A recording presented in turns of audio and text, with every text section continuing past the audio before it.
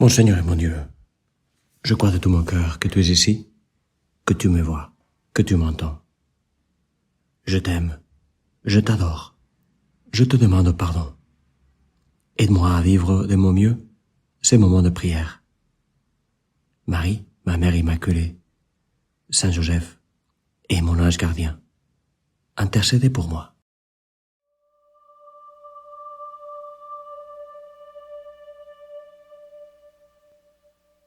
Jésus avait raison. Il a toujours eu raison. Même si sur les moments on ne comprenait pas, même s'il pouvait nous sembler qu'il exagérait, après coup, on a toujours compris qu'il avait raison, qu'il savait ce qu'il disait. Jeudi soir, lorsque Pierre lui a dit qu'il allait donner sa vie pour lui, Jésus lui a rétorqué, avec un mélange de tristesse et de tendresse. Il lui a dit qu'il allait le renier ce soir-là. Ça nous semblait impossible, surtout de la part de Pierre. Eh ben, il l'a fait. C'est comme une panique incompréhensible qui s'est emparée de lui, mais pas juste de lui, de nous tous. Tout d'un coup, nous sommes passés d'être des gardiens fidèles et courageux du Maître, des disciples fiers. Nous sommes passés à être des gamins morts de peur. Et c'est ça que nous ressentons encore en ces moments, en ces sabbats, le jour de fête les plus tristes qu'on puisse imaginer. Qu'est-ce qui nous a pris, Jésus? Qu'est-ce qui m'a appris, qui m'a empêché de me tenir à tes côtés, d'être là? Même si je ne pouvais pas te faire descendre de la croix, même si je ne pouvais rien faire, rien sauf le plus important, être là au moment où tu allais mourir. Moi aussi je t'avais dit que j'allais donner ma vie pour toi et pourtant, qu'est-ce qui m'a pris? Qu'est-ce qui m'a pris? La peur de mourir, Seigneur. C'était la peur de mourir. Mais à quoi bon me tenir en vie si je n'ai pas un pourquoi? Et là que tu es mort, Seigneur, nous sommes tous déboussolés. Nous ne savons plus que faire avec nous-mêmes. Et pourtant, Seigneur, toi tu nous avais dit par plusieurs fois que tu devais mourir. Et tu le disais avec gravité, mais en même temps avec une grande sérénité, presque comme si ça allait de soi, comme si le monde n'allait pas s'écrouler avec ça. Et pourtant, mon Dieu, pour nous le monde s'est bien écroulé.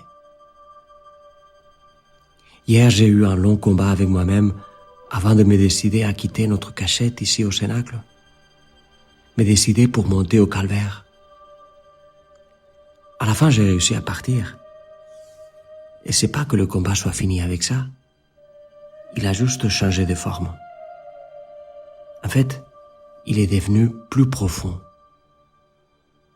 Maintenant que je me demande, mais qu'est-ce que je vais devenir sans Jésus? Qu'est-ce que nous allons devenir sans toi? Nous qui ne pouvions plus concevoir notre vie autrement qu'avec toi, autour de toi. Maintenant, je me rends compte de comment il était peu de choses ce combat pour quitter ma cachette, comme il était extérieur. Maintenant, c'est plus dur. Maintenant, ça me frappe plus profondément. Ce n'est plus la peur de la mort physique, c'est la peur de vivre comme un mort. Bon, la vie physique, ça me semble maintenant un jeu d'enfant. À quoi bon me tenir vivant si Jésus, tu n'es plus là?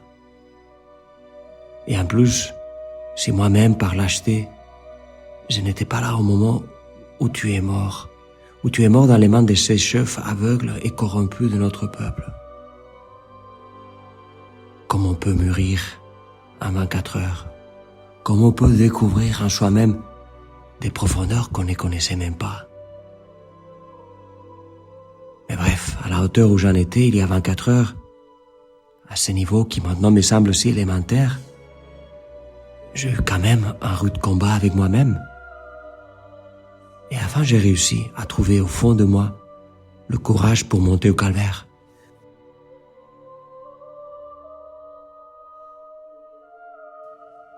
J'espérais te trouver encore en vie, mais tu étais déjà mort, Jésus. Marie et les autres femmes de notre petit noyau de disciples, elles pleuraient à tes pieds. Et Jean aussi. Et moi, me voilà tout confus, en me reprochant intérieurement de ne pas avoir tenu bon, de ne pas avoir été là au bon moment. Aïe, comme ça me fait mal au cœur. Je ne veux pas te reprocher de ne pas m'avoir attendu, Jésus. Tu l'as toujours fait. Parce que moi, je te fais attendre très souvent.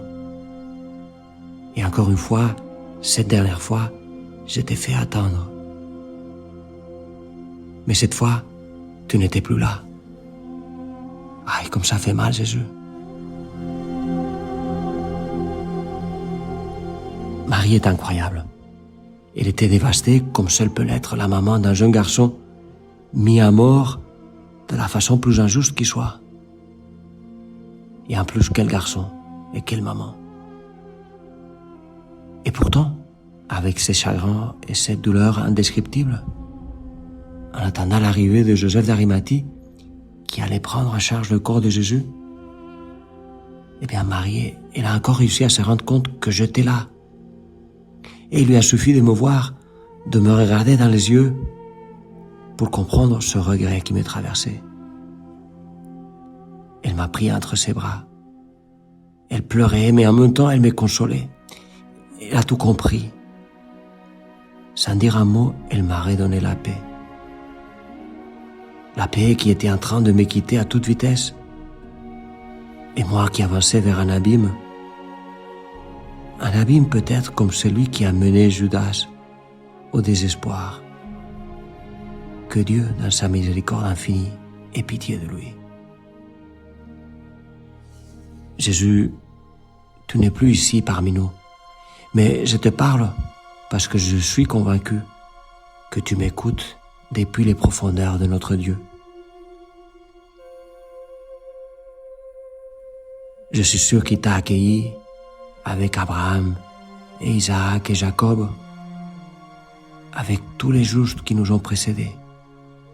Tu l'avais dit dans une de ces discussions brillantes que tu as eues avec ceux qui venaient te mettre à l'épreuve. Tu avais dit, Dieu n'est pas un Dieu des morts, il est un Dieu des vivants. Pour lui, tous sont vivants. Et donc Jésus, pour lui, pour ton Père, toi tu es vivant. Mais qu'est-ce que ça veut dire? Je ne le sais pas. Tu nous as dit jeudi soir que nous te reverrons. Mais comment est-ce que ça se fera? Et quand? Entre-temps, nous ne savons plus ce que nous devons faire de tout ce que nous avons vécu pendant ces 3 ans. Oui, Jésus, qu'est-ce que nous faisons de tout ça? T'es mort.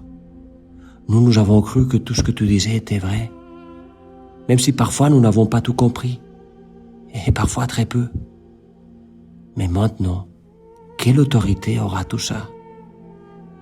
Ce sont les paroles et les enseignements d'un mort, et encore plus d'un ennemi du peuple, de quelqu'un dont le nom est désormais maudit, annulé, interdit.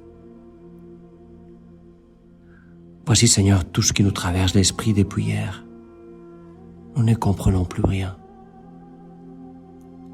Ce qui m'a profondément consolé, en plus de l'affection et la compréhension de Marie, si profonde, si tendre, ce qui m'a consolé, c'est d'avoir pu au moins aider pour te descendre de la croix et pour te mener vers le sépulcre.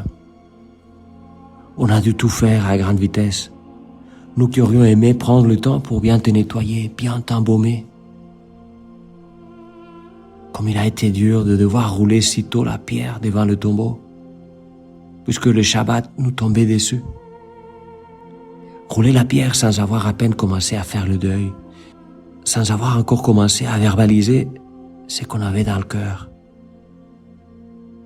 Jésus, comme j'aurais aimé voulu te veiller toute la nuit, comme j'aurais voulu pleurer comme un enfant sur ton corps si maltraité, comme j'aimerais me trouver en ces moments dans les sépulcres devant toi. C'est avec ces chagrins, avec toute cette marée des pensées, c'est comme ça que je me suis réveillé ce matin. Et malgré mon profond désir d'être là, nous n'osons pas nous approcher du sépulcre. Pas pour l'instant. Les Sanhédrins ont ordonné de mettre une garde pendant quelques jours. Ils ont peur de nous. Ils nous croient capables de voler le corps de Jésus pour ensuite commencer à dire qu'il est ressuscité, qu'il est vivant. Comme si maintenant qu'on nous a arraché Jésus, on pouvait sortir de quelque part les forces pour inventer une farce pareille.